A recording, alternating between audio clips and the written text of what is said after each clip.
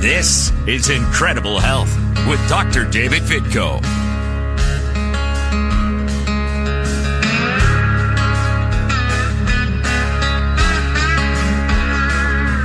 Good morning, my dear friends. And I am back, and I am live today, which some of you are probably going, is he live? Is he really there, or is it the recorded show? No, I'm here today, folks, and it's only by the grace of God that I'm here, because it's a rough day. But I'm going to try to take you through one.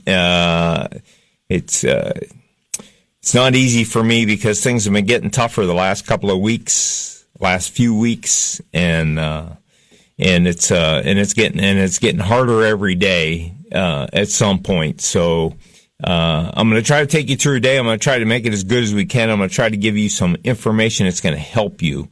I know there are people out there in my situation who maybe have some form of cancer, especially esophageal cancer. I can speak specifically to, which is kind of a weird enigma. I don't know, esophageal cancer. Yeah, I can see the connection, but it's almost like you get a lot of different symptoms with it, and that's not the main focus. That, it's not like I'm focused on my esophagus all the time. There's all kind of issues, and now after this past week, even more.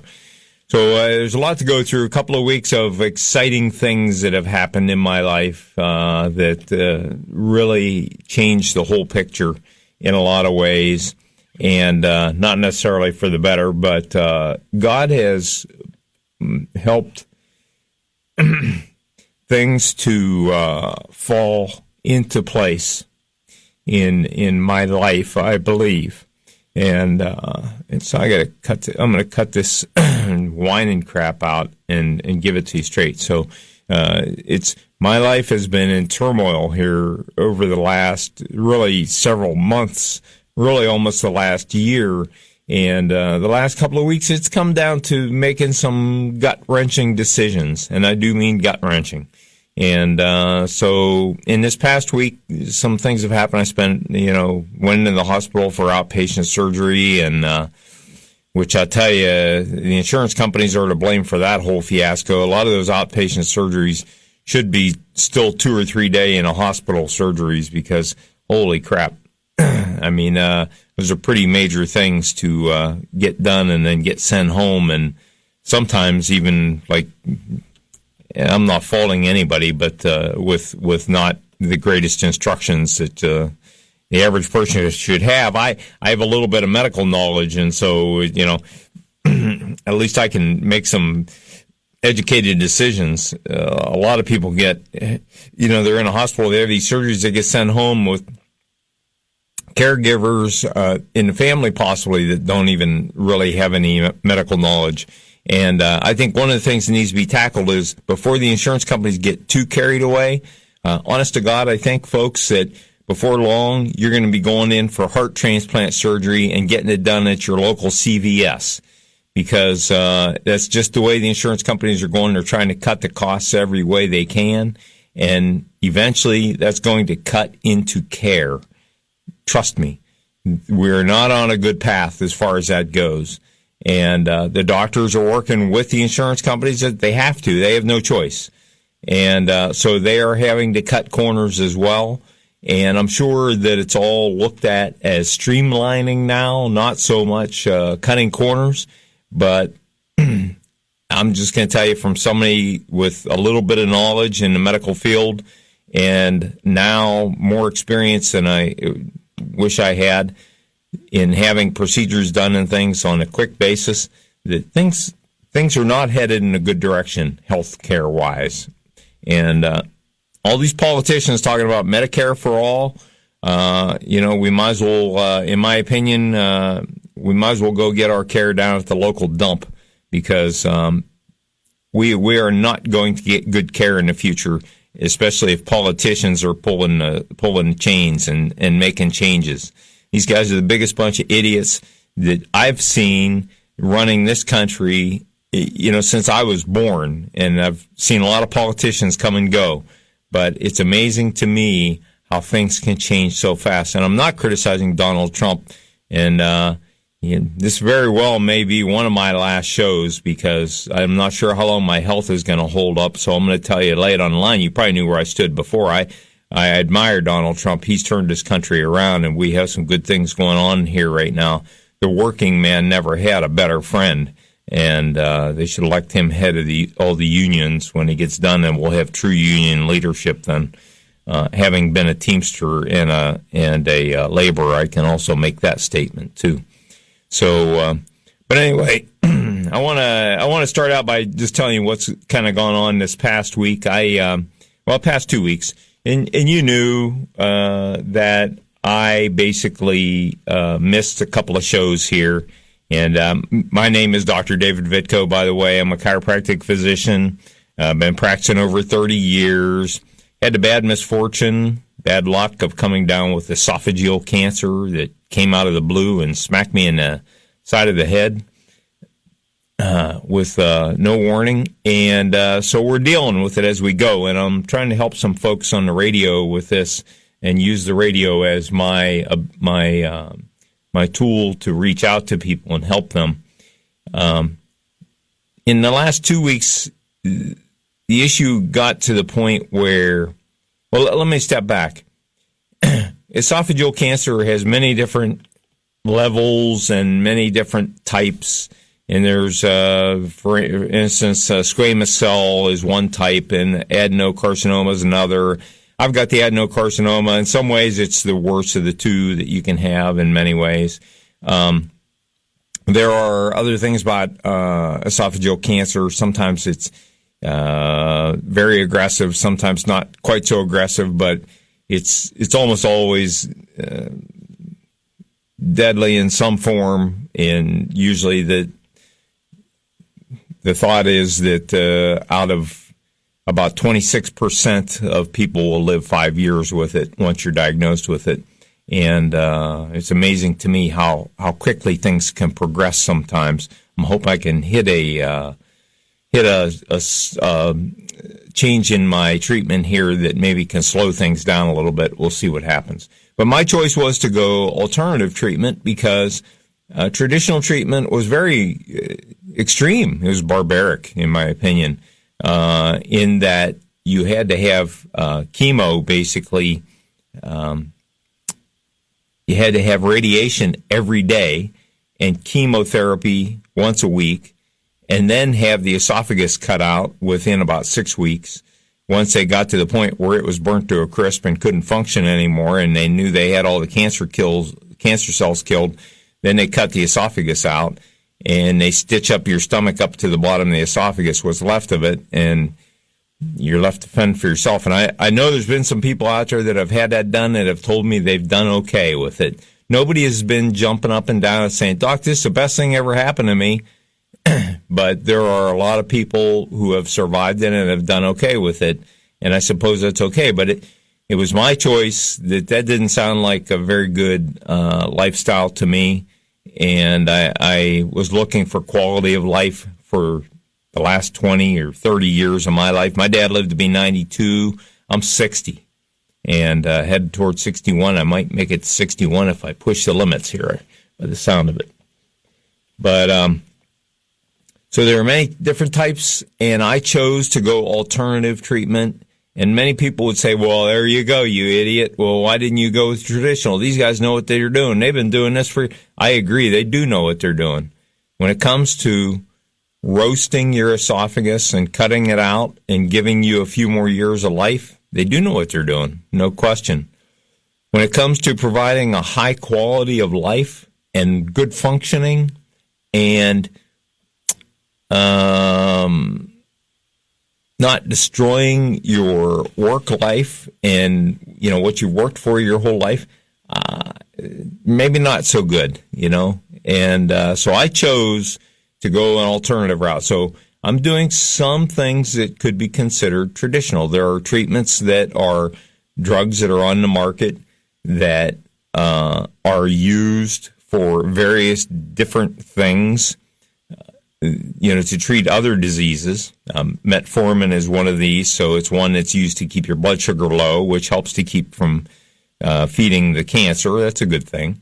And that has it is a sound technological approach. It's a very good scientific approach. So I like that idea.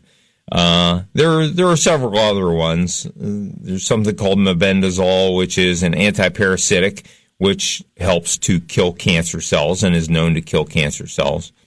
There are still others yet that I won't go into all of them, but there are 4 basic medications that a company out of Great Britain has patented as a cancer treatment.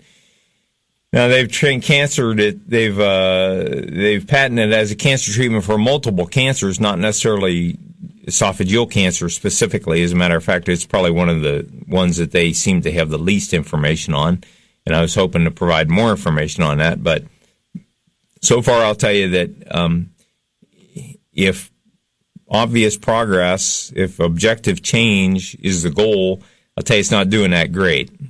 Because my progress is going in the wrong direction. And so I'm working on things to change that. And one of those things is chemotherapy, and that's coming up this week, and this is a totally traditional treatment. And in my opinion, it's the least abrasive, the least damaging of radiation or chemo or surgery. And so, and it does give me the chance to kill cancer cells specifically. That's what it is designed for. And, but I think, the one that I will go through will be fairly harsh from what I can read. There are several different ingredients to it. And, so I'm hoping I make it through that. I'm still decent weight. You know, I started out at about 195, 193. I'm at 143 now. So I've actually been able to maintain my weight over the last week, barely. It's getting more difficult to eat, and not so much why you would think. You know, this is the thing. This is the funny thing about esophageal cancer. Right? The cancer itself, the tumor is very irritating inside the esophagus for a period of time. And then it's almost like that starts to settle down, and you're able to eat a little bit better at that point. But now I'm to the point where it takes very little to fill me up. I take a sip. I have a milkshake here from Dairy Queen, and that's the one thing I'm able to still consume. It's probably not the best food for us, but it does give me nourishment. It does give me calories. And I was to the point for a long time where a medium milkshake, and I always leave the whipped cream out of that. I don't know whoever came up with that idea, but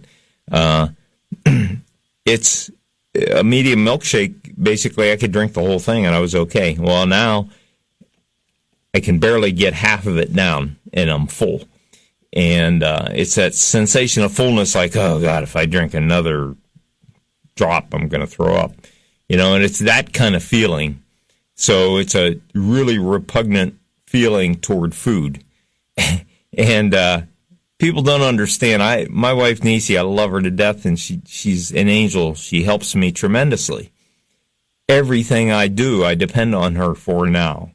And yet she's after me. You know, you need to eat something. Do you want this? Do you want that? And it's so difficult to comprehend how food can be so repulsive to somebody who's loved food his whole life. I know, but that's the way it is. And so this past week, I went an extra step because I'm trying to fight it. I'm trying to hang in there. But this past week, I went and I had a feeding tube put in, and I also had a port put in for the chemotherapy.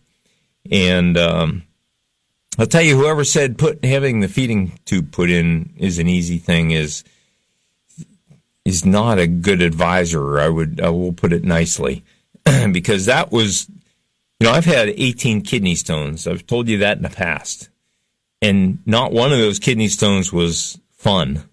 They were all painful, but some were much more painful than others. And I'll tell you that when I awoke from that surgery, from having the feeding tube put in, I had more pain then than I had with numerous of my kidney stones.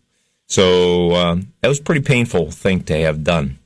And but that's in now, and I've gotten through 4 days of that, and this is I had that done on Wednesday, so 5th day, and I'm able to tolerate doing many more things. I'm able to get up off the bed a little more easily, things like that.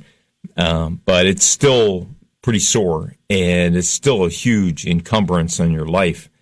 And then of course the port, and you just have to be careful with showering and things like that. Still able to get a shower, thank God. One of the few things in life that I can enjoy still is a short hot shower. No more hot tubs. Or no more hot baths. I can do told by my good friend Dr. Evan that I could do a dry sauna as long as I don't get up to 170 degrees, which I'm good with. I'm at about the 106 degree number on my dry sauna now, and that works best for me. And I think I'm going to do one of those today to try to relax. The things that this cancer put you through are kind of it's an anxiety filled, on the edge. Feels like you're going to go off the edge of the cliff at any time. I get that feeling from time to time, although I think that may be more from the opioid drugs. I use some painkillers. I've cut way back now, and I never did let it get out of hand. I always kept it kind of within a tight rein, but I use hydrocodone now, and I just use a half of one at a time, basically 5 milligrams. So I keep the dose as low as I can, and I either use that with Tylenol or with Advil. And it seems the combination gives me enough pain relief that I can get through pretty good without being in searing pain all the time. So just to give you a little bit of insight on esophageal cancer, at least, and where that's taken me. So this past week, once again, I got to spend an afternoon in Mercy Health here in Boardman. They're wonderful people, professionals, just some of the sharpest, nicest people that you'll meet. It's just not where you want to be most of the time. And by the way, this whole emotional thing, this thing where I get emotional very easily. I've gone through some ups and downs, and I tried some different things and all. And I really think that the iron had little to do with the emotional part of my ups and downs in my emotions.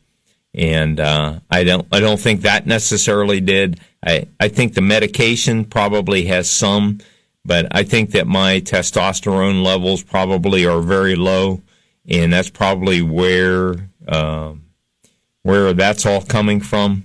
And so, excuse me, please, if I break down as I'm going. I still have that tendency, but I want to get some information across to you still.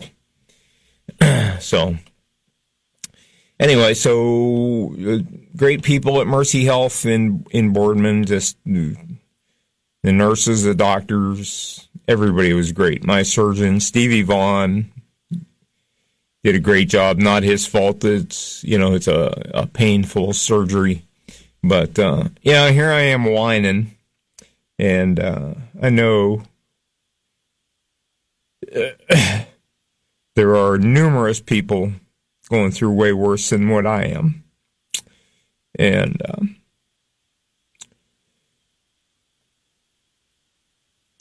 I really feel for people who have, at least I have some knowledge of the medical knowledge of where the pain's coming from, what I can do to manage it, things that I can do to turn things around a little bit. And I've actually had some good fortune with that. And so that in itself has been a blessing. I really feel deeply for people who have pain, who have cancer, they're strictly going by what their doctor tells them. And maybe in some ways, that's a good thing. Ignorance is bliss, as they say. Not to say that doctors are ignorant. I'm not saying that. I'm saying that sometimes not having a lot of knowledge about something is a good thing, because you're not looking all around at all the options and all the possibilities and looking for answers that may not be there. That's the bottom line with cancer. I think many times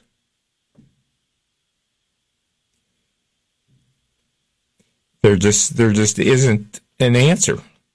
And so you do the best you can.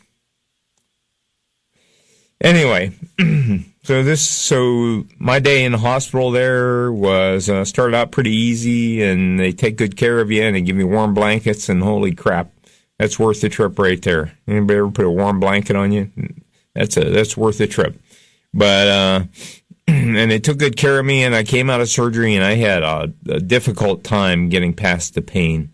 The pain was tough. The port didn't bother me, or for the chemo port, it's not a big deal in the shoulder area. But in the abdomen, for the feeding tube, still raw, still very difficult. And one thing I will criticize Mercy Health for in coming out of the hospital was I really was given next to no instructions in taking care of that port, in taking care of the feeding tube. And it's cumbersome, and like I say, luckily I have basic knowledge. I can't imagine some people going home with no knowledge and with no understanding of what to do. That'd be kind of scary. I just think they really could have done a much better job of that. Now, it's toward the end of the day, and the outpatient surgery ward was closing down, basically. I closed the place down. I've probably closed down a few bars in my time, having a few drinks, and maybe that's why I am where I am. I don't know. But basically, I now closed down the outpatient surgical ward. I was the last one there, I think, and I'm not saying anybody was in a hurry to get rid of me. The nurse that was there was the sweetest thing. But it is challenging to have all that done and have it all so happen so fast, and to be in pain, and to basically, in many ways, feel a boot on your rear end on your way out the door after you have surgery. It's the one criticism I have so far, of my experience at Mercy Health. I probably shouldn't have said anything. If I have to go back there before I die, I might be in big trouble here. I don't know, but they're mostly the nicest, smartest people on earth. But that part of that whole program was missing badly, and definitely needs to be improved. Not so much for people like me, but there's a lot of people out there who are much older, much more frail, and God help us if we get Medicare for all. I think Medicare, Medicaid are great programs. They're necessary. I actually qualify for Medicaid at this point. It is what it is. Things turn on a dime in life sometimes, folks. And whatever your parents tell you, be prepared. I grew up a Boy Scout. Be prepared. I still use as my motto. You cannot be prepared. You cannot totally be prepared for this kind of thing. So when I come back, I'll take a couple of phone calls, and I'll talk about a couple of other things that happened this past week or so. This is Dr. David Vitko. You're listening to Enjoy Incredible Health. Thanks so much for listening, folks. We'll be right back.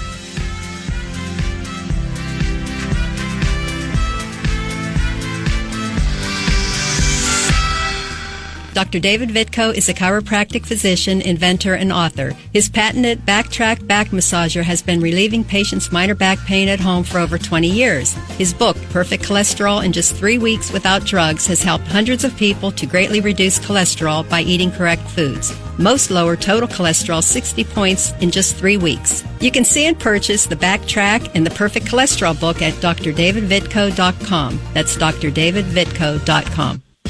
Hey folks, I want to personally endorse one of the best painters you will find anywhere. He does amazing work at a price that truly cannot be beat. His name is Patrick Fry, and he's been painting professionally for over 15 years, residential and commercial. Patrick paints interior, exterior, countertops, kitchen cabinets, decks, and even fences. He is neat, thorough, and fully insured. Call Patrick Fry for a free estimate at 330-423-9663. That's 423-9663. Welcome back to Incredible Health with Dr. David Vitko.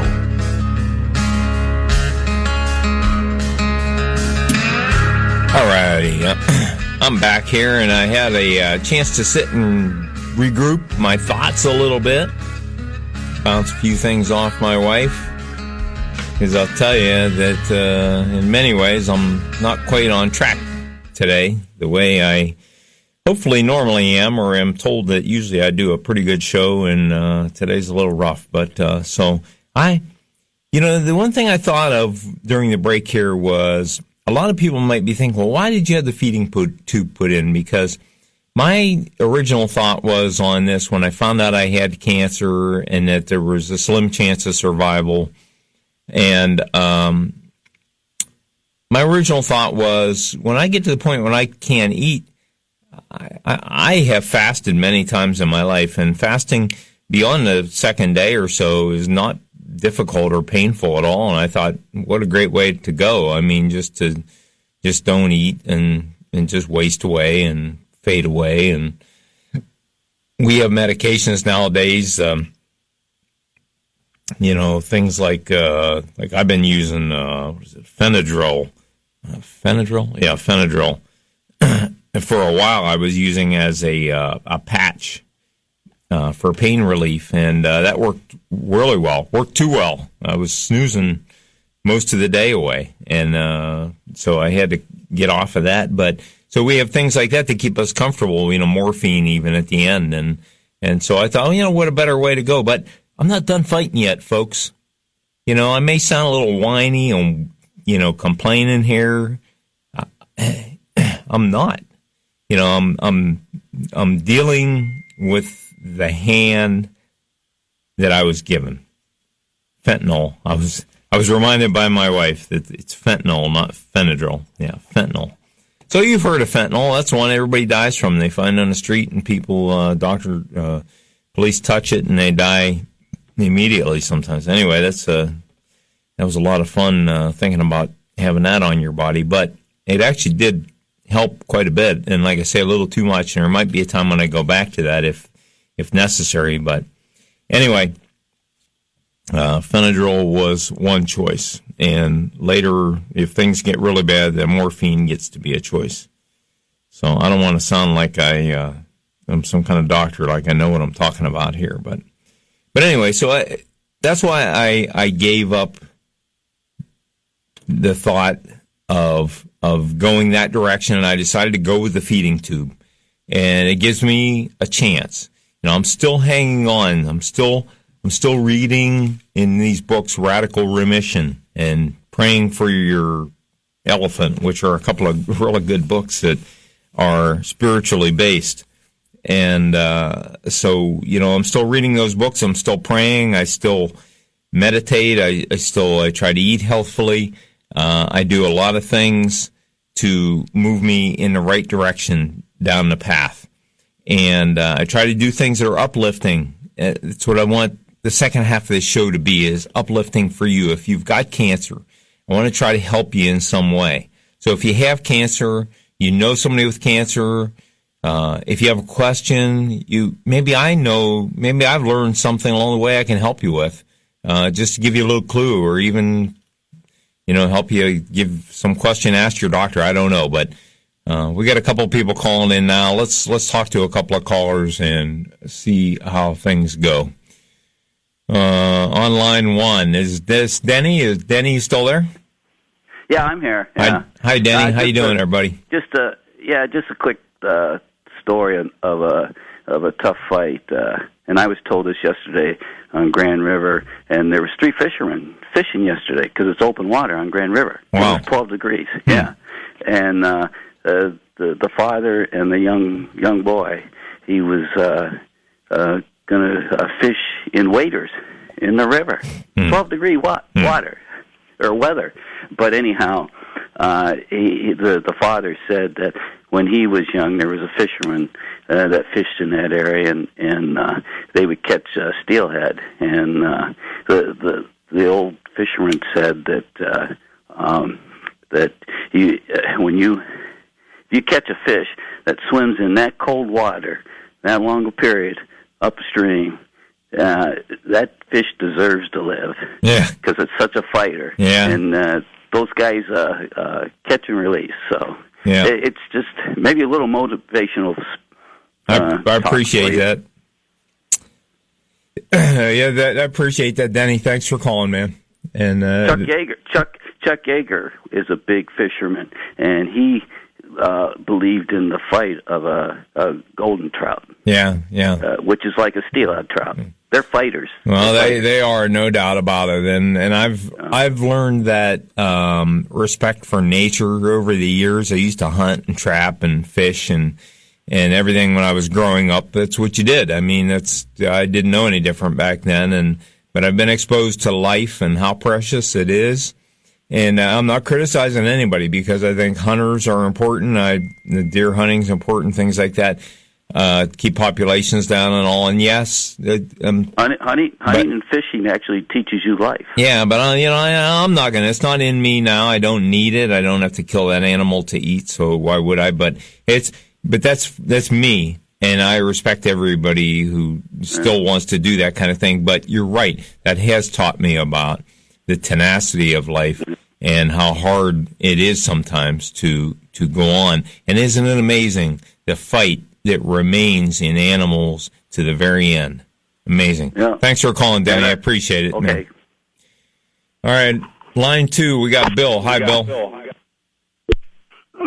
Dr. Vitko. It's good to hear you again. Hang on, Bill. Let's see if I can. We got John in here running things, and he's doing a great job, but I'm screwing him up, I think. So, oh, is that Bill? Okay, I got Bill. Go ahead, Bill. Okay, thank you, Dr. Vitko. God bless Denny. He's a good person. I'll bet you he can be a good friend. I share your struggles a bit. I've suffered with COPD, and also have. I think maybe I should have been going to an ear, nose, and throat over the years because I've got numerous allergies and high reactivity. And as such, I try to eat healthier than I did years ago.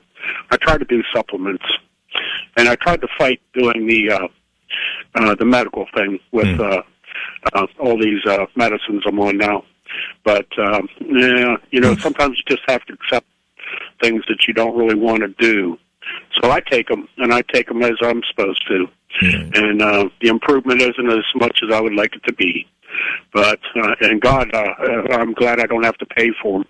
I'm sorry that the taxpayers pay for them, but, we have to make our own choices, and quality of life, as you were saying, is a big one. You can be alive, but you may not be living. Yeah. Yeah. But I'm going to have to return back to church here. I took several months off. I had an anger in me that I had to resolve. And I'm going to miss not hearing your show, but I want you to continue. I want you to continue to be a voice for health and for God, because you're not afraid to speak up about God. And God is the author of science. No doubt. So I don't know if you go to church. I know your strength is waning. I want you to get into the Proverbs and the Psalms and Ecclesiastics. They are very uplifting, and they are a great help to you. They increase your spirit, and your attitude, as you well know, as you've discussed, is a huge. Benefit to you. It's huge. Yeah, it is. Yes. It's every morning I wake up, it's difficult, but once I get up and get moving, I kick myself in the pants basically and say, nope, it's not the attitude. It's not going to get you through. And you're not going to lose anything, folks. Think about this. You lose nothing by having a good attitude in the long run. So let's say we lose the race eventually. Eventually we're all going to lose the race. But in the long run, what have you lost by being positive? Nothing. So, Exactly. yeah, so, keeping that positive attitude, and we absolutely know that it affects our immune system. We know that it boosts our immune system. So why not do something that helps you? Now, that doesn't mean you can't, from time to time, feel sorry for yourself, but do it, get it out of the way, and get on with it, and get on with the next thing, and get positive. You're right. I appreciate that very much. Well, Doctor, so that they will know that there is a God. There's many of us praying for you to be healed. We want you to be healed. Thank you, David.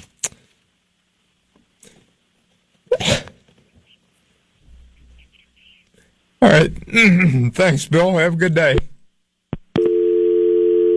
Dang, I wish you wouldn't have done that. All right, so, I got past that. Yeah, well, thank you, and I know if anybody's got 1 million people praying for him, I do. It's, and I don't mean to sound whiny, folks. It's not like I'm whining for myself here. It's, just overwhelmed with love, really. And, so we're going to get through it. We're going to make it one way or the other. We'll make it. Let's talk to Ray. Ray from Youngstown. Ray, got something uplifting for me? David, well, everyone has love for you, it appears. Environmental threats that we have, sometimes they're right in front of us, and even after you've got the cancer, you still might be exposing yourself to the same environmental threat that caused it. I got the circuit tester from my house to test all the circuits, the outlets, and some of them were replaced. The positive was connected with was a cross with the common. Ray. Hey, Ray. It's something simpler than that. Ray. Do you read at night? Yes, I do. But Ray, I really don't have time to get into this highly technical stuff right now. Please hear me. If you read at night in bed and you have electrical outlet light next to your head, maybe it has a dimmer switch on it, that's pretty scary by itself. Wow. How did people get sick back in the 1800s when there was no electricity then? Mm-hmm. Where did cancer come from then? So, Ray, listen, I appreciate your thoughts, man. You're a deep thinker, and I appreciate it. Have a great day. I won't talk to you. Oh, man. So that was good because, you know what, that got me out of my funk. And so I'm telling you, though, that the uplifting part, the never give up part, use medications as you need to. You notice I talk about, I know these medical doctors. I talk to them all the time. I'm the medical people. It's not like I'm, totally against medicine. I use medicine. It's becoming my primary treatment. As the chemotherapy starts, I start chemotherapy this week. And I think it's every 2 weeks, and it's going to be for several days, actually, in a row, every 2 weeks. So it's not going to be easy. It's not like I'm taking it lightly.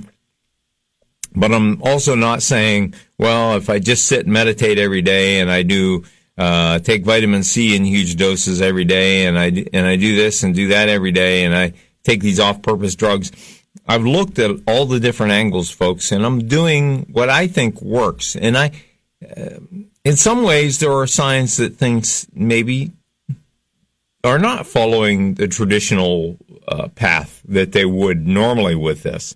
And so maybe what I'm doing is helping in some ways. I don't know. We'll see in the long run. I have a follow-up with my online oncologist who does the off-purpose medications, and I have that in the next week or so, and I'll find out more about that at that time, whether that's worth continuing or not. I might be right on path. As I said, one of the first persons I spoke with that company was a nurse oncologist who was a young guy who was diagnosed first with stage 4 prostate cancer and overcame it. And in 17 months, he's clear. He has no metastasis or anything. By the way, that's the one thing I guess I forgot to mention was my last scan did show I have metastasis now. So I do have cancer that has spread. And so that that's that was a big downer. But, I kind of skipped right over it because, I know, especially with the chemotherapy, it's a whole body based treatment. And so if I have a chance of beating something that's metastatic, chemotherapy is probably going to give me the best shot out of all of that. They can't surgically go and remove every single cell in the body. That's a problem. But chemotherapy has a good chance of defeating that. And as a matter of fact, these off-purpose medications have been demonstrated to boost the value of chemotherapy. So that's pretty exciting to me, too. And, I would have considered a radiation as well, except for the potential side effects of radiation just are so much greater, in my opinion, in developing secondary tumors. And I really wasn't too excited about that. And it's hard enough to deal with. So let me take a call here on line 1. Good morning, Cindy. It's Dr. Vitko. What can I do for you? Good morning. I just wanted to say how much uplifting your show is and how much it's touched me and my heart. And Bill was great. He mentioned God. And I just want you to know I'm praying for you also. And this world where we're at right now is really something else. But we must have faith and believe. And that's all we can do, I guess, help each other the best we can. You hit it. I want to thank you again. Thank you, Cindy. You hit the nail on the head. Good job. Thanks for the call. So, there are people out there that get it. And there is a physical world and there's a spiritual world, whether you want to believe it or not, or whether you believe in it or not. It doesn't, just because you don't believe in something doesn't mean it doesn't exist, and so for a lot of people, who get sick like me, they might just discover the spiritual end of things. And I know I've drawn much closer to God in my prayers and my reading of the Bible and my reading of books that have to do with prayer and spirituality and all of those things. When you start to think about death. And it's amazing how that can change your attitude and make you think about different things in a different way. So, but sometimes it's easy to get all tied up in the emotions of that, and you've heard me do that many a time, and I apologize for that. Actually, I'm really not that kind of person, believe it or not. All right, folks, Dr. David Vitko. We'll be back in just a few minutes to wrap up the show, and you're listening to Enjoy Incredible Health. Thanks so much for listening. Be right back.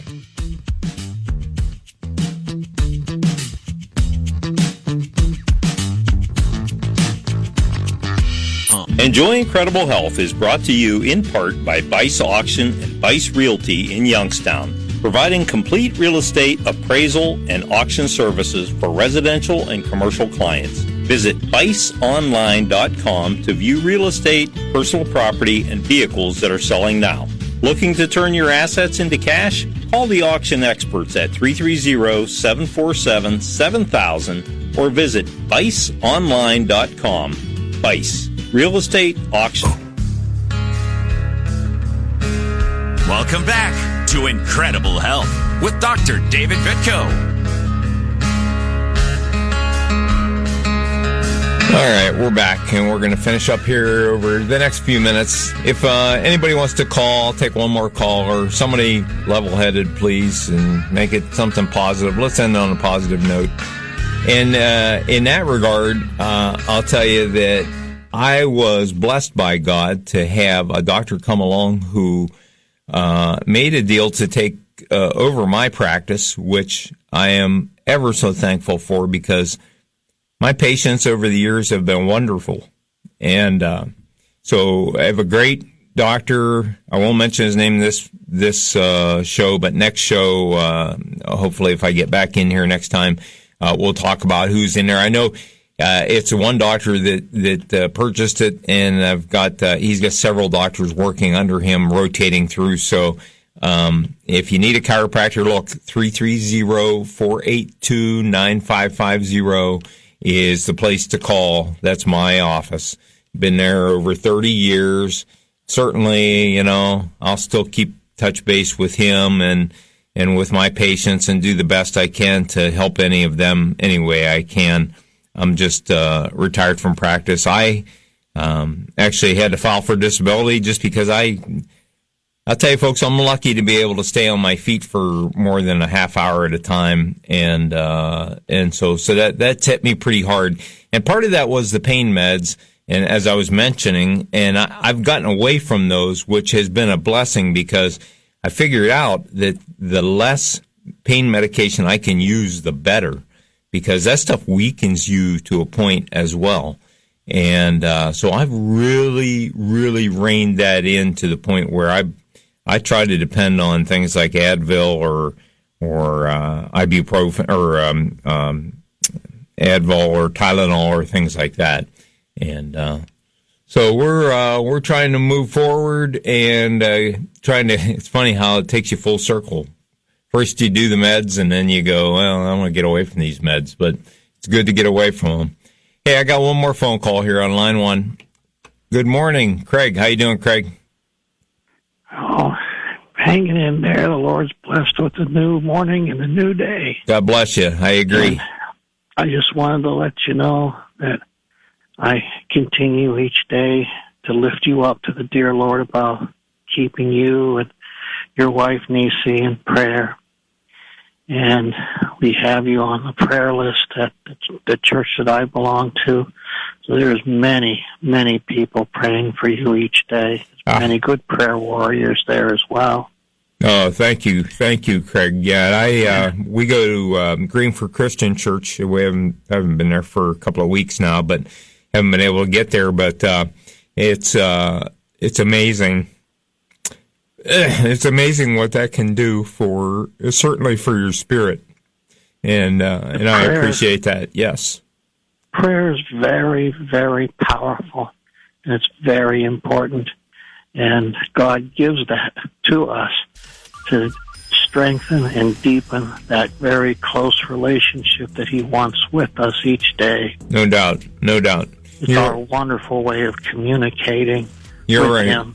You're right, sir. You know? Hey, Craig, we got to run. Thank you so much for calling. I really appreciate your call. Sure. It was a good one to end on. Welcome. Thank you, sir. Okay, folks, so here we are. We're coming to the end. Dr. David Vitko, enjoy incredible health, and hopefully we'll be back here next week to talk to you again.